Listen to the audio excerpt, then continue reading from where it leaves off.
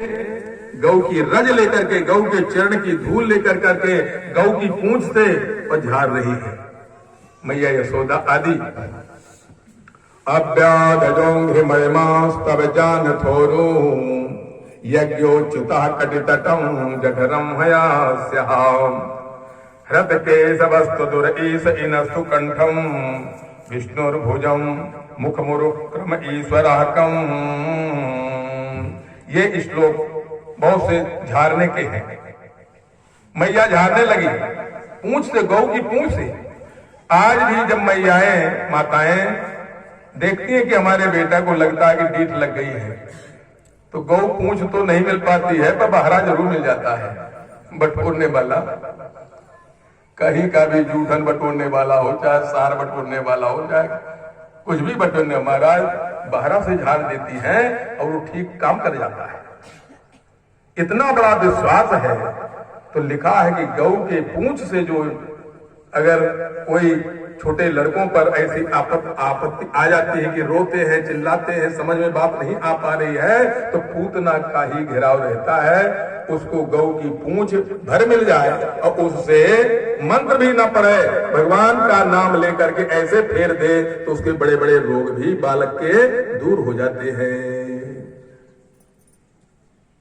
तो ये श्री कृष्ण का नाम ले लेकर के झाड़ रहे हैं कि माधव मेरे बेटा के सिर की रक्षा करे, केशव मेरे बेटा के पैर की रक्षा करे, उरुक्रम वामन भगवान मेरे बेटा की उदर की रक्षा करे, चक्र सुदर्शनधारी चारों तरफ से मेरे बेटे की रक्षा करे। ऐसे ऐसे नामों से ये नहीं जा रहे हैं कि इसी का नाम है।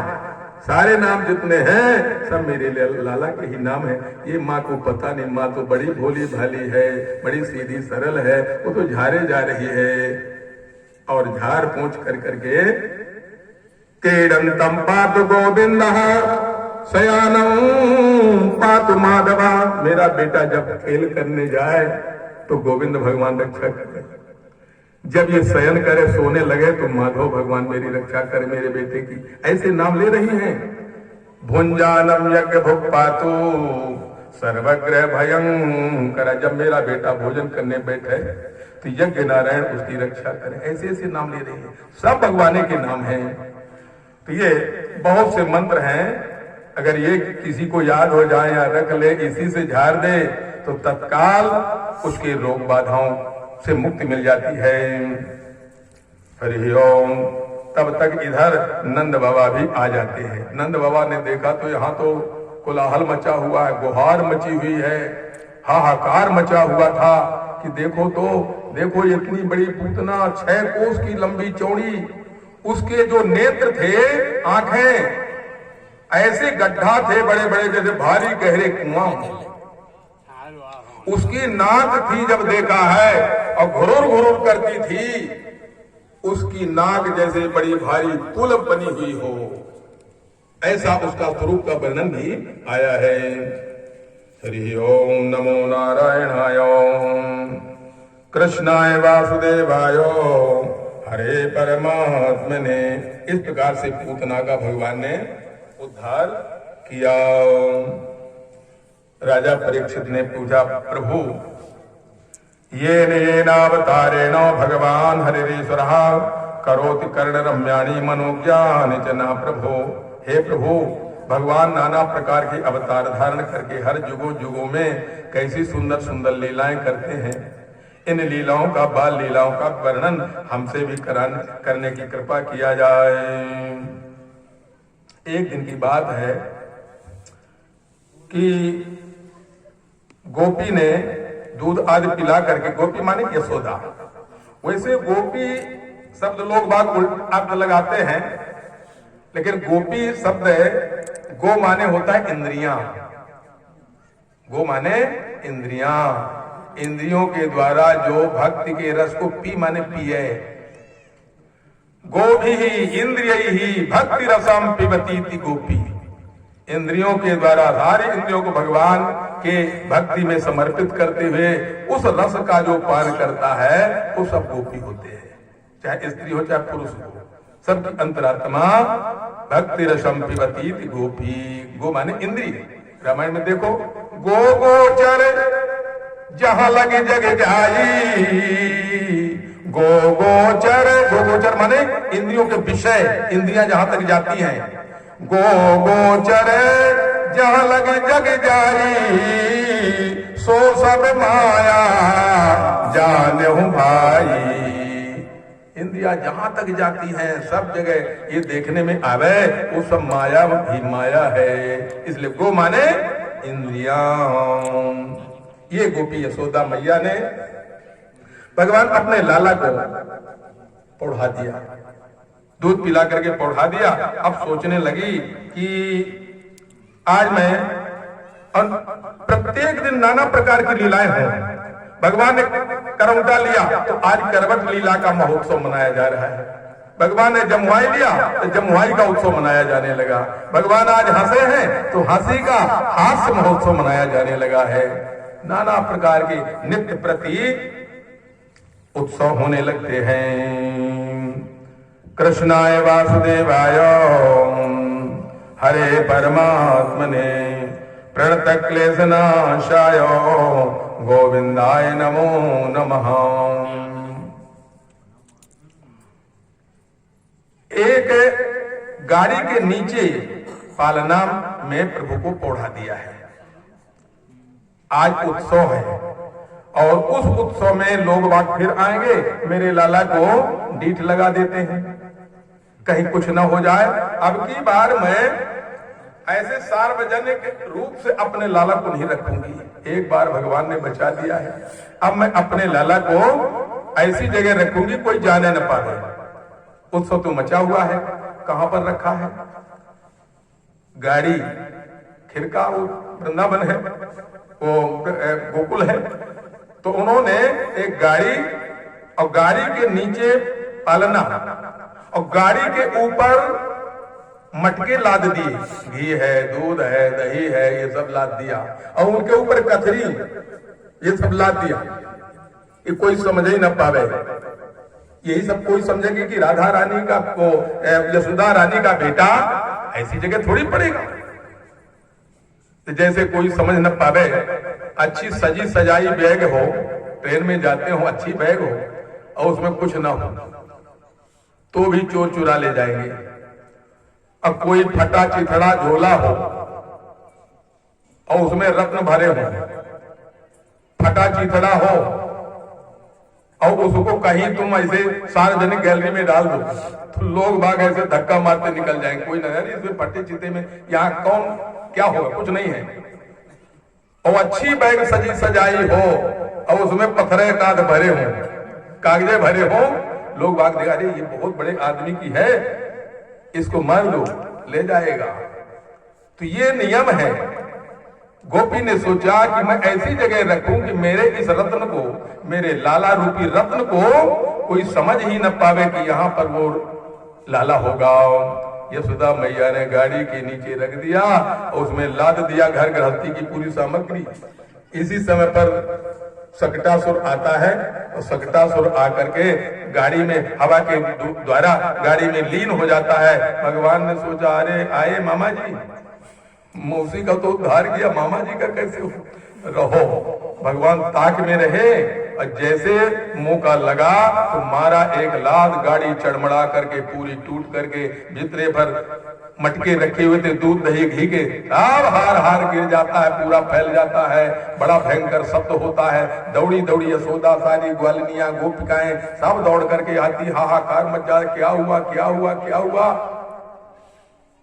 लड़के वहां थे छोटे छोटे, उन लोगों ने कहा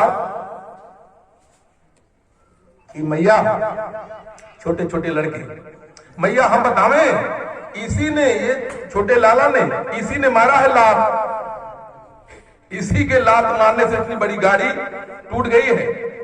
कहा कैसे पागल हैं तुम लोग, ये सब ऐसे हैं, तुम लोगों की बुद्धि नहीं है कि मेरे छोटे लाला के इतने छोटे छोटे हाथ पैर हैं, अभी का पैदा हुआ है, ये लात मारेगा इससे गाड़ी कैसे टूट जाएगी। मैया यशोदा नहीं मान रही हैं और सब कह रहे नहीं मैया हम सही कह रहे हैं, हमने तो आंखों से देखा, इसी ने लात मार। भगवान रह गए चुप्पी साध करके, कुछ नहीं जान रहे हैं, सो रहे हैं, बन गए पूरी लीलाधारी। और इस प्रकार से मैया यशोदा ने कहा कि क्या बताऊं, बड़े उपद्रव आ रहे हैं। फिर के गऊ के पूंछ में गऊ के मूत्र से स्नान करवाया, गोबर मल कर करके, और फिर स्नान सुंदर करवा करके शुद्धि करके, और पूंछ से फिर गऊ की झाड़ फूंक कर रही है बारंबार। हरि ओम नमो नारायणाय। इस प्रकार से शक्टासुर का उद्धार किया। एक दिन की बात है कि भगवान को दूध पिलाया मैया ने, और दूध पिला कर करके देखा कि ये बहुत वजनी हो गया है, गरु लगने लगे। तो मैया ने उनको रख दिया नीचे जमीन में कि इतनी जल्दी कितनी जल्दी इतना गर्वाहट इसमें आ गई। भगवान ने सह करके कुछ वजन अपने में लाद लिया और अपना घर का काम काज देखने के लिए चली जाती है। इतने में तृणावर्त आता, आंधी का रूप धारण करके मथुरा से भेजा हुआ कंस का भयंकर बवंडर के रूप में आता है, और उसने लाला को उड़ा करके ले गया। इतनी आंधी आई कि किसी को कुछ दिखाई नहीं दे रहा महाराज, अपने हाथ पर नहीं दिखाई दे रहे हैं, और लाला उड़ करके ऊपर चला जाता है। हल्का और बन गया, लिए चलो पूरे ब्रज में घूमने के लिए आज लगने लगा। लाला ने कहा मामा जी आए, नारायण चलो, हेलीकॉप्टर में टिकट न कटवानी पड़ी, अपने आप आज घूमने का सौभाग्य मिल गया। ब्रज में घुमा दो मामा जी, बिना किसी कीमत के, बिना मूल्य दिए, बिना टिकट के घुमा दो। पूरे चारों तरफ घुमा रहे हैं। भगवान हल्के हो गए हैं और कहा, कुछ दूर जब देकर के सबसे ऊंचाई पर पहुंच गए, जहां नंद बाबा जिस चट्टान में खड़े होकर के ब्रज की गऊओं को देखा करते थे कि कहां तक चरने चली गई हैं, बड़ी ऊंची बड़ी विशाल शिला, उसकी सिधाई पर जब आए तब भगवान ने अपने स्वरूप में पहाड़ों का भार लाद लिया, और मामा जी अब ऊपर जाना बंद हो गया, अब नीचे गिरने लगे। उसने चिल्लाया, हे लाला छोड़, हे लाला छोड़। भगवान ने कहा मामा जी अब मैं छोड़ने वाला नहीं हूं, और वहां गिराते हैं, गिरता है, बिल्कुल चकनाचूर हो जा, चटनी हो जाता है। इस प्रकार से तृणावर्त मामा जी का भी गोविंदाय नमो नमः कर दिया। गर्गहा पुरोहितो राजन यदु नाम सुम समाय सुमहातपाः ब्रजम जगाम नंदस्ते वसुदेव प्रचोदितः। एक दिन की बात है, वसुदेव जी ने वहां मथुरा में रह करके अपने लालाओं के नामकरण करने के लिए गर्गाचार्य जी को भेजा, और गर्गाचार्य जी आज गोकुल आते हैं। गोकुल आए और नंद बाबा ने भी कहा कि हमारे लालाओं के नामकरण महाराज आप कर दीजिए। गर्गाचार्य जी कहते हैं कि ठीक है भाई। यदु नाम आचार्य ख्यातश्च भूय सर्वतः सुतम मया संस्कृतम ते मन दे देवकी सुतम। गर्गाचार्य पहले तो ये कहा कि तुम्हारे देखो बाबा, यहाँ रोज तुम उत्सव मनाने लगते हो, हमने नामकरण करवाया, तुम्हारे उत्सव के बीच में आ गया कंस कोई उपद्रव लेकर के, तो सारा उत्सव भंग हो जाएगा। इसलिए चुपचाप ज्यादा उत्सव न मनाना, तब तो करवा सकते हैं, नहीं तो कैसे हो सकता है। नंद बाबा ने कहा, हे महाराज, गौशाला में एकांत में चल कर करके और ये नामकरण संस्कार हो जाएगा, आप इसकी चिंता न करें महाराज। उनके चरणारविंद धोए, स्वागत सत्कार किया, और यशोदा रानी, रोहिणी मैया, ये दोनों अपने अपने लालाओं को एक दूसरे की अल्दा बल्दी कर लिया। यशोदा का लाला रोहिणी की गोद में, और रोहिणी का लाला कौन है? बलराम जी। बलराम जी यशोदा मैया की गोद में। दोनों बहनों ने अपना उन दोनों को अदली बदली कर, क्योंकि बहनें माताएं बड़ी दयालु होती है, हृदय से जीती है। पुरुष जो होता है ज्ञान से जीता है, जीवन धारण करता है, और महिलाएं हृदय से जीती है। कोई कैसा भी हो सामने, इतना विश्वास उनके हृदय में होता है, इतनी प्रीति होती है। चलो बहन, तुम्हारा लाला हमारा लाला है, हमारा लाला तुम्हारा लाला है, ये मान कर कितनी प्रीति है देखो एक दूसरे को। नहीं, हम इस लाला को हम लेंगे। उसने कहा यशोदा ने तुम्हारे लाला को मिल, चलो बहन। और ये जो गुरु महाराज आए हैं इनकी परीक्षा भी हो जाएगी ज्योतिषी जी की कि कितने ज्योतिष जानते हैं। महाराज गौशाला में पहुंचते हैं और वहां जाकर करके और नामकरण होता है एकांत में बैठ कर। भगवान जो यशोदा मैया के गोद में हैं उनको दर्शन किया और गर्गाचार्य जी ने ये कहा यशोदा की गोद में जो है अयम ही रोहिणी पुत्रो, जो सीतु है ये गर्गाचार्य जी, अयम ही रोहिणी पुत्रो रमयन स्वदो गुणैहि आख्यासते रामैति बलाधिक्यात् बलं विदुः। यशोदा ये तुम्हारी गोद में जो पड़ा है ना ये रोहिणी का पुत्र है। अरे आंखें चार हुई उन लोगों ने कहा ज्योतिषी जी तो बड़े ज्ञानी हैं, सत्य में ज्योतिषी हैं, अच्छी ज्योतिष जानते हैं, कब जाती हैं ये तो समझ गए। अयम ही रोहिणी पुत्रो रमयं स्वदो गुणैहि, ये रोहिणी पुत्र अपने गुणों के कारण सारे संसार को रमणीक लग रहे हैं और रमण करने वाले हर जगह जगह पर व्याप्त हैं, शेष नारायण के अवतार हैं। इनके इतना इसलिए ये रमण करने के कारण राम बलाधिक्या अत्यधिक बल होने के कारण बल और राम मिला करके इनका नाम बलराम होगा। रमणीक नाम क्यों हुआ? रमणीक लगने के कारण राम, या हर जगह जगह पर रमने के कारण राम और बल अधिक होने के कारण बल और राम मिला करके बलराम इनका नाम होगा। यशोदा की गोद में नामकरण हो गया। इसके बाद में रोहिणी के माता के आगे आई, कहा प्रभु इसका नामकरण मेरे लाला का किया जाए। उसको देख करके तो महाराज मगन हो गए। गर्गाचार्य जी के आंखों से आंसू आने लगे, समाधि में चले गए, होश बिगड़ गए, रोमांचित हो गए, कंठ स्तंभित हो गया, रुक गया, हृदय का कमल खिल गया, अश्रुओं की धारा प्रवाहित हो गई। अब सोचने लगी मैयाएं कि अब लो। गुरु महाराज के ध्यान में चले गए, इस लाला को देख कर नामकरण कौन करवा गए।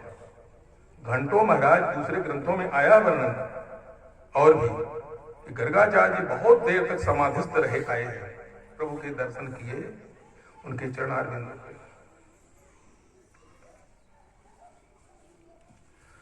फिर उन्होंने होश में आकर के फिर कहा कि ए मां मैया ये तेरा बेटा जो है यशोदा का लाल, ये पहले ये वसुदेव जी का लाल है, देवकी का लाल है और यहां तेरे यहां आया है, हर जुग जुग में अवतार लेता है। अब इसके बारे में क्या कहूं। आसन वर्णात्रयो ह्यस्य युगम तनु शुक्लो रक्तस्तथा पीतः इदानीं कृष्णतां गतः। ये शुक्ल वर्ण, रक्त वर्ण और पीत वर्ण तीन रंगों का होता है और इस तरह पर चौथा रंग ले लिया है। हर जुग जुग में अवतार लेता है तो इसके रंग बदल जाते हैं। सतयुग में इसका रंग होता है श्वेत वर्ण होता है, सतयुग का इसका रंग एकदम श्वेत वर्ण का होता है। त्रेता में इसका रंग रक्त वर्ण का हो जाता है, लालिमा लिए हुए। द्वापर में इसका रंग पीला होता है, लेकिन इस समय पर यह काला हो गया है। इदानीं कृष्णतां गतः। ये वसुदेव जी के यहाँ पहले जन्म लिया है, यहाँ पर फूल पट्टी भी खोल दिया। ये ज्योतिषी है। ये वासुदेव इति श्रीमान अभिज्ञा संप्रचक्षते। वसुदेव का पुत्र होने के कारण इसका नाम वासुदेव कहला जाएगा।